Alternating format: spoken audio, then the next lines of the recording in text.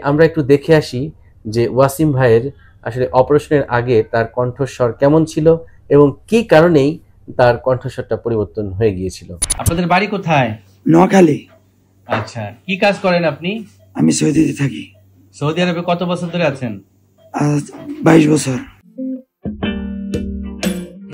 আপনারা খেয়াল করুন, আমি আমার প্রত্যেকটি পেশেন্টের বিশেষ করে যাদের সার্জারি হয়, সার্জারি পরবর্তী রোগীদের একটি ফলো আপ শিট মেনটেন করি এবং এই ফলো আপগুলোর মধ্যেও ডিটেলস লেখা থাকে, তার কি অপারেশন করা হয়েছিল, কত তারিখে অপারেশন করেছিলাম এবং বর্তমানে তার কোনো কমপ্লেন আছে কিনা।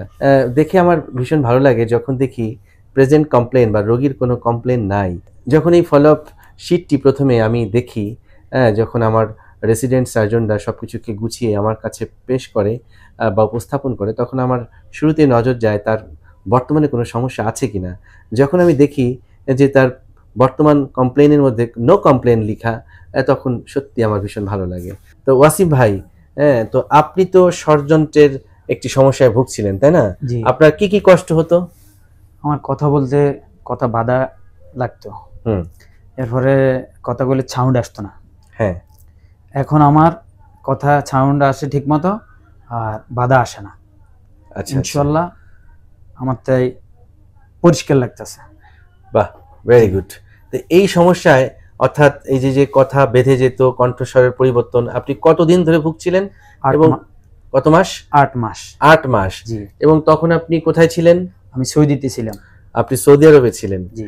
আচ্ছা, তো তাহলে আমরা একটু দেখে আসি যে ওয়াসিম ভাইয়ের আসলে অপারেশনের আগে তার কণ্ঠস্বর কেমন ছিল এবং কি কারণেই তার কণ্ঠস্বরটা পরিবর্তন হয়ে গিয়েছিল। আপনাদের বাড়ি কোথায়? নোয়াখালী।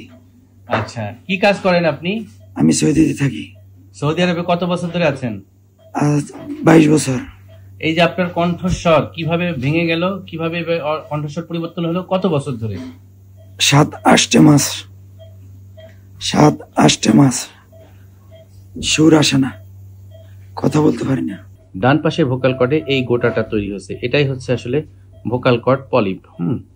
এই গোটাটা বা পলিপটি আজকে যখন আমরা বের করে নিয়ে আসবো, যে পদ্ধতিতে বের করব, এটার নাম হচ্ছে endoscopic microlaryngeal excision under general anaesthesia.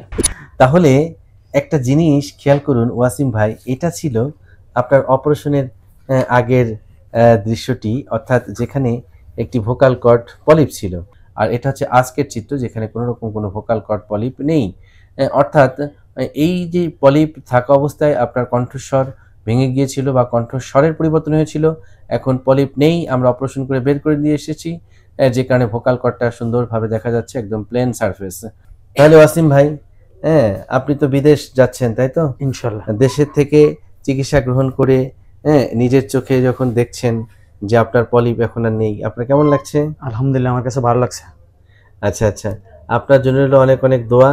আপনি ভালো থাকুন, জি, সুস্থ থাকুন, নিরাপদে থাকুন। এরপরও যদি কোনো সমস্যা হয়, আপনি ভিডিও কলে আমার সঙ্গে যুক্ত হবেন ইনশাআল্লাহ। হ্যাঁ, ইনশাআল্লাহ। ঠিক আল্লাহ আছে? ভালো করছে, আপনি উসিলা ছিলেন, ঠিক আছে। আল্লাহর কাছে আমি এটাই বলি যে আল্লাহ, তুমি একজনের আমার সঠিক জায়গাত নাও। আল্লাহ পাকে আমার সঠিক জায়গাতে আনছে।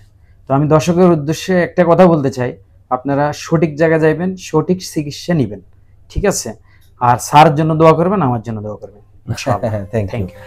এই কথাটা খুবই গুরুত্বপূর্ণ। আমি সবসময় বলি যে দেখুন, এখন কিন্তু বাংলাদেশে অনেক ভালো ভালো চিকিৎসক রয়েছেন, সার্জন রয়েছেন। আপনাকে নির্বাচন করতে হবে সঠিক চিকিৎসককে, সঠিক সার্জনকে, তাহলে দেখবেন যে আপনি অপচিকিৎসার শিকার হবেন না, আপনি ভালো হয়ে যাবেন খুব দ্রুতই। আসুন সবাই আমরা সচেতন হই, কারণ এই সচেতনতায় পারে আমাদেরকে মুক্তি দিতে। Thank you very much for watching this video.